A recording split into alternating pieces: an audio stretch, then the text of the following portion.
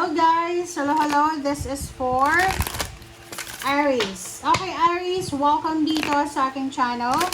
Kapalaran 888, welcome. Aries. First card natin is Tiger. Divine timing, good things come to those who wait. Wow.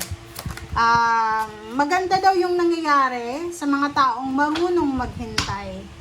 Totoo yun. Kung marunong tayong magantay, marunong tayong magpasensya, talagang darating yung hinihintay natin. Pero kung wala tayong pasensya, aggressive, kung ano lang yung nandyan, yun na yun, magsisettle ka sa bagay na hindi mo deserve, talagang yun ang result ng walang pasensya. Okay? So, sinasabi ng baraha, everything happens for a reason, Aries. So, hintayin mo. Hintayin mo yung tamang panahon. Okay? Today, siguro ngayon, hindi pa yung right timing. Okay? Sinasabi ng kangaroo courage dito na marami kang pinagdaanan sa buhay. Maraming pagsubok ka na pinagdaanan. You're being tested. Kumbaga sa dami-dami mong pinagdaanan, kailangan mo ng tiwala. Kailangan mo ng faith. Kailangan mo ng tiwala. Kailangan mo ng lakas loob. Okay? Kasi nakaya mo siya dati 'di ba? Kung ano man ang pinagdadaanan mo sa ngayon, hindi nga yan 1/2 or 1/4 ng napagdaanan mo dati 'Di ba? Yung sinasabing sisiw lang yan. So, bakit ka susuko? May napagtagumpayan ka nga dati na mas mabigat pa yan sa nangyayari sa'yo, 'di ba? Okay, so wag magpapanik, wag mag-rush. Hintayin natin yung tamang oras. Ito yung message sa'yo ng baraha.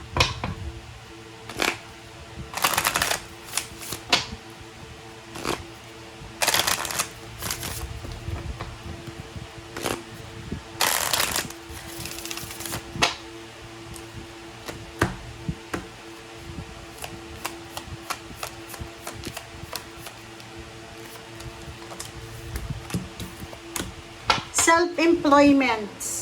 Wow, business to. Sinasabi ng baraha sa'yo dito na Aries, ikaw daw ay isinilang ka, kumbaga inborn ka na businessman, businesswoman, and sinasabi ng baraha sa'yo na magkakaroon, kumbaga you are lucky. You're lucky sa pagkakaroon ng business. So kung wala ka pang business, isipin mo kung ano yung pwede mo bang gawin as business as long as na legal yan. Kasi sinasabi ng baraha na you're lucky sa pagkakaroon ng business. Dream big. Okay? Let go of small thoughts about yourself. Diba? Wag kang mag-self-pity, Aries. Iwasan mo yung pagsa-self-pity. Yung self-talk, napaka-importante yon, diba? Wag kang magsasalita ng negative sa sarili mo, lalo kung mag-isa ka lang. Like, wag mong kakausapin yung sarili mo ng negative. Kasi yun talaga yung mangyayari. Kaya nga meron tayong positive affirmation. Kasi, kung ano yung ina-affirm mo, yun yung papasok talaga sa subconscious mo. Okay? So, dito sinasabi, mangarap ka, Aries. Wag kang titigil, mangarap ka. Yung pangarap, libre naman mangarap. So, lakihan mo na. Okay? Lakihan mo na yung pangarap na yan. Alright.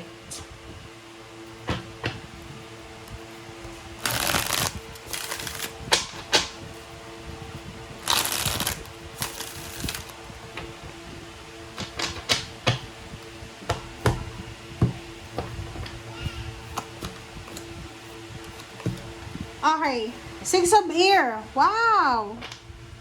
So, nakikita ko sa'yo dito, magle-level up talaga yung buhay mo So, pwedeng may salary increase, higher position. May magta-travel dito na Aries. So, pwedeng ikaw ay magta-travel sa malayong lugar. Or posibleng ikaw ay stability to Stability. So, pwedeng paalis ka sa lugar na alam mong hindi ka asenso.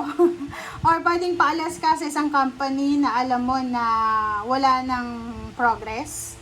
And kung saan ka man papunta, nako, Makukuha mo yung stability and balance, oh, di ba? Tingnan nyo guys, oh. Puro siya, ano, ito major arcana siya. Etong tatlo. So, major happening siya.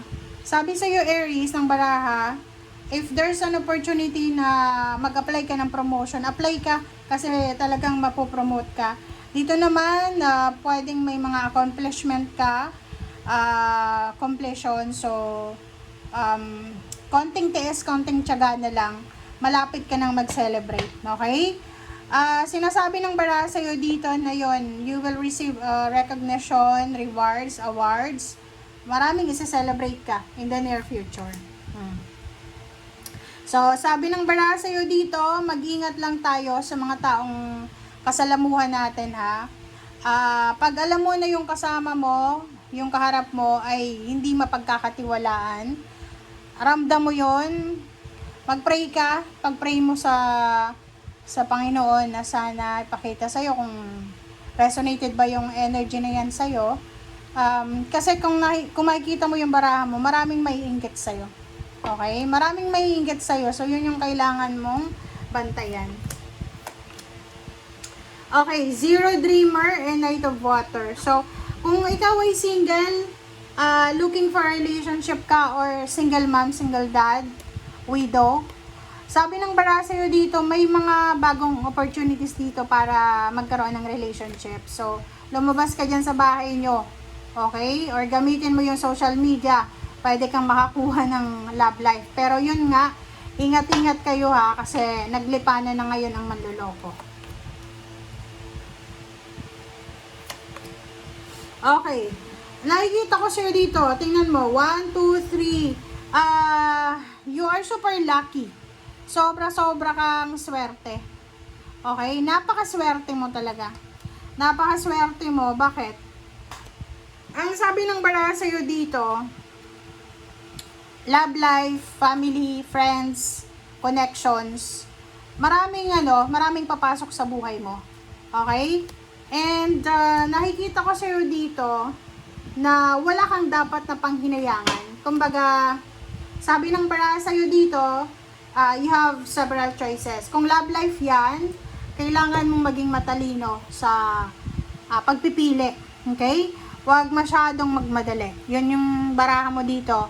Huwag magmadali, aralin mabuti kung ano yung mga dapat aralin. Kung love life yan, basahin yung hindi basahin. Kasi baka hindi ka naman marunong magbasa ng mukha. Kumbaga magtanong-tanong ka, mag-research ka kung ano bang klaseng tao yan na nanliligaw sa'yo or nililigawan mo. Trabaho, ganun din, huwag papasok sa kung saang trabaho na hindi ka naman sigurado, baka illegal yan. Okay? So, yun guys, ang sinasabi ng baraha. Thank you for watching. Bye!